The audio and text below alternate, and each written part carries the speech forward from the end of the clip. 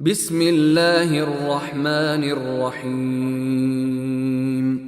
يسبح لله ما في السماوات وما في الأرض الملك القدوس العزيز الحكيم هو الذي بعث في الأميين رسولا منهم يتلو عليهم آياته ويزكيهم ويعلمهم الكتاب والحكمة وإن كانوا من قبل لفي ضلال مبين وآخرين منهم لما يلحقوا بهم وهو العزيز الحكيم ذلك فضل الله يؤتيه من يشاء والله ذو الفضل العظيم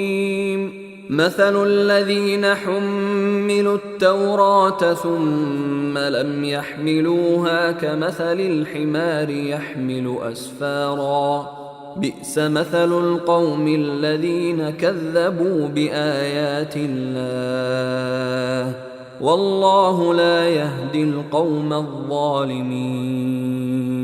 قل يا أيها الذين هادوا إن زعمتم أنكم أولياء لله من دون الناس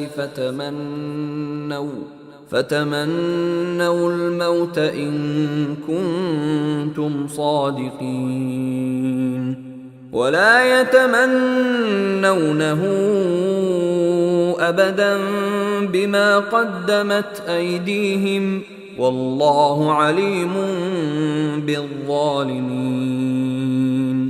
قل إن الموت الذي تفرون منه فإنه ملاقيكم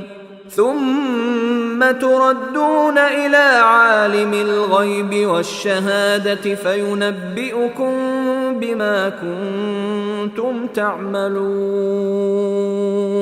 يا أيها الذين آمنوا إذا نودي للصلاة من يوم الجمعة فاسعوا إلى ذكر الله وذروا البيع ذلكم خير لكم إن كنتم تعلمون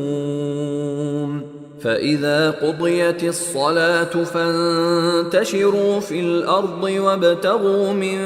فضل الله واذكروا الله كثيرا لعلكم تفلحون